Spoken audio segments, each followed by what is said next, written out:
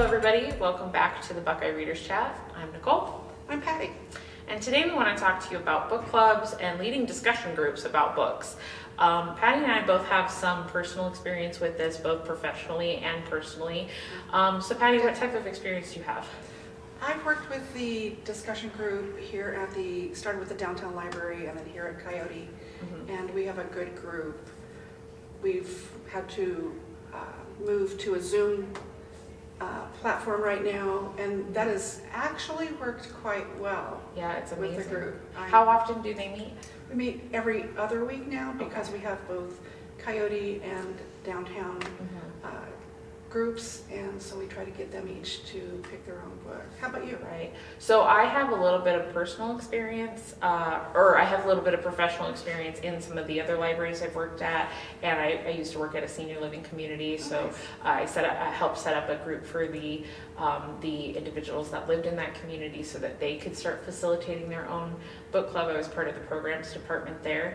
And then for the last 6 years, I've had my own monthly book club that I started because I just wanted one. I finished college and I missed talking about books with people. Nice. And so just started a personal one with mostly friends. And it's continued. Yeah, it has. We have roughly 10 members, 10 continuous members. Some people drop off, if they're busy in the month, and then they come back the following month, but we've had a pretty consistent group. So it's once a month you guys meet? Yeah, sometimes we meet at my house, sometimes other people will facilitate at their house. A few times with current events, we're also meeting virtually as well, and that's been a really good experience. So how did it get started, your personal group? The way I started it was I didn't know who was going to be interested and who wasn't going to be interested. So I just picked a short story and I scanned it out of a book that I owned, and I sent the PDF copy out to people that were interested, and I said, hey, read this 15-page short story and let's come talk about it. And several of the people that started with me are still there. Several people have dropped off. They weren't really interested in staying. But that's kind of how we started, and originally we were reading the same books together, and now we've kind of shifted the way that we facilitate our group, which we'll talk a little bit more about later. So. Yeah. Well, what are some rules or guidelines that you would suggest or that you've used? So when we first started, people had concerns about certain things. Some of our members were very heavy readers. They were very avid readers, and other people were very new to the idea of reading as a hobby. And so I took their concerns and we turned those into rules that would make people feel comfortable to come back. So one of those rules was somebody was concerned about continuing a series that they weren't interested in because the rest of the group wanted to read it. Right. So the rule is if we read the first book in a series, and everybody loves it at that meeting, we have to have it unanimously voted that we will read the next book of the series. Right. If everybody's not on board, we won't. So that brought comfort there. The other concern was if the book was too long, so we set kind of a rule around 400 pages or more. We didn't quite keep in if that was a concern for somebody. Occasionally we've run into issues, or we've run into books where we could kind of skirt that rule, like this book Illuminae we read as a group, and it's definitely it's over 600 pages. Wow. But the formatting is different in that it's chat logs, it's reports, it's visual. So we decided to read that because going through the pages would be a lot faster versus a 600 standard format book.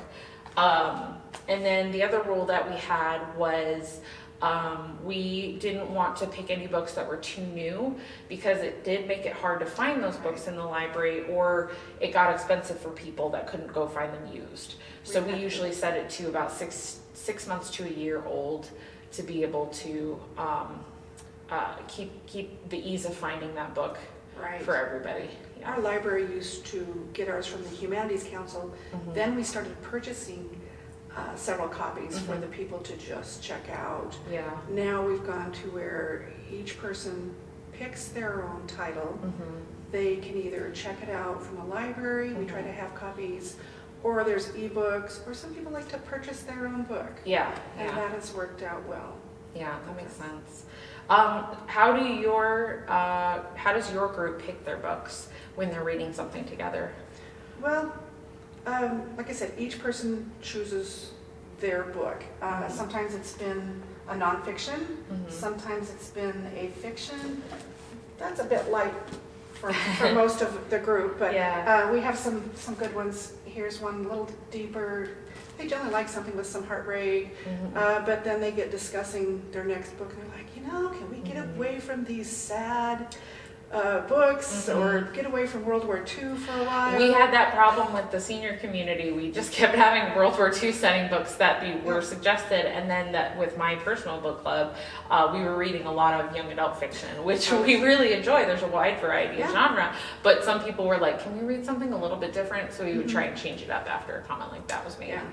And so like I said, each person chooses, and then they lead that discussion. Right. So they have to have questions to go through, and oftentimes you can find book discussion questions online. Right. Or as you're reading, you write down questions. Yeah. And our group has been pretty good about involving everybody by just going person to person to person. What did you think about this book? And then the next person gets to say what they like or didn't like. That's a good way to make everybody feel included. It does. It really helps them. Yeah. How about your... So my book club is my personal book club is a little bit more informal, but we don't have time restraints and space limitations like the library does with the book discussions groups. You guys are limited to either the space in the library, the time frame of a Zoom call or something like that. Our Zoom thing is just 1 hour. Yeah, so our personal book club meets on a Saturday evening for a couple hours, so we do have a little bit more leeway, but what I've realized is sometimes we can get caught up in our personal conversations and we forget to jump back into the books before it's too late. So as the creator of my book club, I try to make sure that I facilitate, hey guys, we can jump back to that personal conversation. Let's talk about the books before we run out of time. And make sure that everybody has had a chance to talk about either their book if we go by a theme, or make sure that everybody has had a chance to add something to the conversation if we're reading the same book together. So how do you decide whether you're all reading the same book or if you're going by theme? We definitely are very democratic. We try to, as a group, decide, and I usually don't try to do it where if you weren't there, you have a say. I try to include, I guess the people that show up is what I kind of go off of. Like if you're there, I go off of what people there are saying, because those are the people that tend to be more invested. And so when we started, we had a system where everybody put in a submission, and we called it the Goblet of Fire, which is a reference to Harry Potter, but it was just this little bucket. Yeah. Everybody put in a book that they wanted to read, and we would pull out 5 suggestions, and then I would post it on Facebook as a poll, and everybody would get to vote on it, and that's how we would pick the book for the month. Oh. And we would just kind of pick the next 2 months or so, and so everybody was kind of ahead on that. The last couple of years, we've gotten away from that because we got, I think, a little bit tired of the old system, tired of some of the books that were being chosen. My group is very dynamic in that there are very different types of readers. We've got, like I said, people that read a lot, avid readers, and then people that are more beginners, but everybody has a very different interest in the types of books they're reading. There's people that are very interested in the young adult content. There's people that are very interested in nonfiction content, adult fiction.